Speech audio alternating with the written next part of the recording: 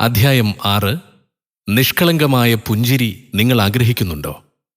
പ്രതിഭാശാലിയുടെ പ്രധാന ഗുണങ്ങളിൽ ആറാമത്തേത് നിഷ്കളങ്കത അഥവാ ഇന്നസെൻസ് ആണ്. കൊച്ചുകുട്ടികളുടെ നിഷ്കളങ്കതയെക്കുറിച്ച് ഞാൻ നിങ്ങൾക്ക് വിശദീകരിച്ച് തരേണ്ടതില്ലല്ലോ. എനിക്കൊരു കൊലപാതകി ജനിച്ചു, അവൾക്കൊരു തീവ്രവാദി ജനിച്ചു, അവൾക്ക് ജനിച്ചതൊരു കള്ളനാണ് എന്നൊക്കെ ആരെങ്കിലും പറയുന്നത് നിങ്ങൾ കേട്ടിട്ടുണ്ടോ? ഇല്ലല്ലോ.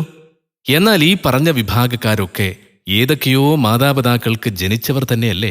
അവർ എപ്പോഴാണ് ക്രൂരജന്മങ്ങളായി മാറിയത്? എങ്ങനെയാണവർ അസത്തുക്കളായി മാറിയത്? ജനിച്ചപ്പോൾ അവരും അസറ്റ് അഥവാ സമ്പാദ്യമായിരുന്നല്ലോ. പിന്നെ എന്തുപറ്റി? ഇനി നിങ്ങളുടെ കാര്യം നോക്കൂ.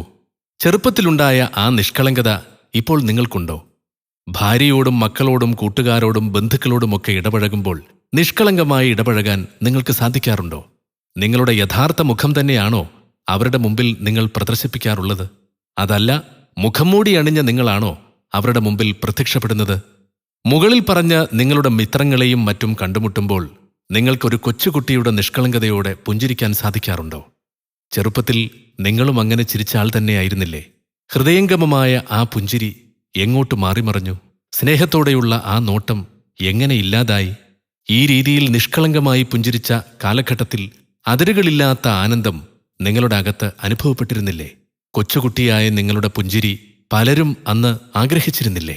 കൊതിച്ചിരുന്നില്ലേ? നിങ്ങളുടെ ചിരി കാണാൻ പലരും നിങ്ങളെ പ്രോത്സാഹിപ്പിച്ചിരുന്നില്ലേ? നിങ്ങളുടെ ചിരിയിൽ ചുറ്റുമുള്ളവരെല്ലാവരും എല്ലാം മറന്ന് ചിരിച്ചിരുന്നില്ലേ? മറ്റുള്ളവർക്കും ഈ ലോകത്തിന് തന്നെയും നിങ്ങളന്ന് സന്തോഷദായകമായ ഒരു അനുഗ്രഹമായിരുന്നില്ലേ? സന്തോഷം കൊണ്ട് നിങ്ങളുടെ ഉള്ള് അന്ന് തുളുമ്പുകയായിരുന്നില്ലേ? ഇന്ന് നിങ്ങളുടെ കുട്ടികളിലും നിങ്ങളിത് കാണുന്നില്ലേ? അവരുടെ ചിരി കാണാൻ, ആ നിഷ്കളങ്കമായ മുഖം കാണാൻ നിങ്ങൾ ആഗ്രഹിക്കുന്നില്ലേ?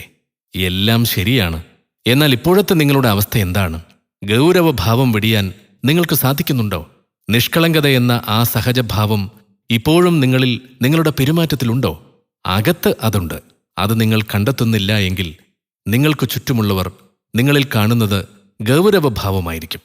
നിങ്ങളുടെ ഗൗരവം നിങ്ങൾക്ക് സമ്മാനിക്കുന്നത് പിരിമുറുക്കം അഥവാ സ്ട്രെസ്സായിരിക്കും.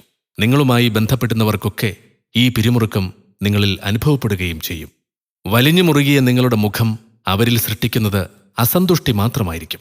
ഇത് ഞാൻ വെറുതെ പറയുകയല്ല. വൈറസ് ഓഫ് മൈൻഡ് എന്ന പുസ്തകത്തിൽ റിച്ചാർഡ് ബ്രോഡി പറയുന്നത് നോക്കൂ.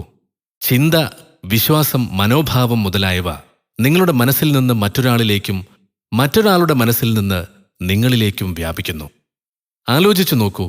ചെറുപ്പത്തിൽ നാം ഇങ്ങനെ മസിലു പിടിച്ചാണോ ജീവിച്ചിരുന്നത്? അല്ലല്ലോ. അതിനാൽ എത്ര ആഹ്ലാദചിത്തരായിരുന്നു നാം. പാറിക്കളിക്കുന്ന കിളികളെ നിങ്ങൾ നിരീക്ഷിച്ചു നോക്കൂ. അവ ഗൗരവക്കാരാണോ?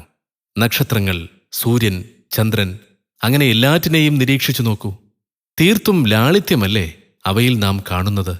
കുഞ്ഞുനാളിൽ നിങ്ങളുടെ ഹൃദയവും പക്ഷികളുടെ ഹൃദയം പോലെ ലോലമായിരുന്നില്ലേ?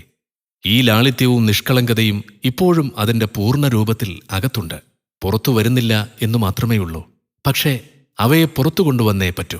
എങ്കിൽ മാത്രമേ നിങ്ങളിൽ വളർച്ചയുണ്ടാവുകയുള്ളൂ. വളർച്ചയിലൂടെ മാത്രമേ നിങ്ങൾക്ക് ജീവിതത്തിന്റെ എല്ലാ തലങ്ങളിലും വിജയം കൈവരിക്കുവാൻ സാധിക്കുകയുള്ളൂ. നിഷ്കളങ്കത പുറത്തു വരുമ്പോൾ അതിനോട് ബന്ധപ്പെട്ട് കിടക്കുന്ന നിരവധി ഗുണങ്ങളും പുറത്തുവരുന്നു. വിനയം, അനുകമ്പ, ദയ, സത്യസന്ധത, സന്തോഷം, അങ്ങനെ പലതും പുറത്തു വരുന്നതോടെ നിങ്ങളൊരു മഹാപ്രതിഭാശാലിയായിത്തീരുന്നു. നിങ്ങൾ ആഗ്രഹിക്കുന്ന രംഗത്ത് നിങ്ങൾക്ക് വിജയം വരിക്കാനാകുന്നു. പ്രിയപ്പെട്ടവരെ, പ്രതിജ്ഞ എടുക്കുക. ഞാൻ ജന്മനാ നിഷ്കളങ്കനാണ്. നിഷ്കളങ്കതയുടെ ഊർജമാണ് എൻ്റെ അകത്ത് നിറഞ്ഞു കിടക്കുന്നത്.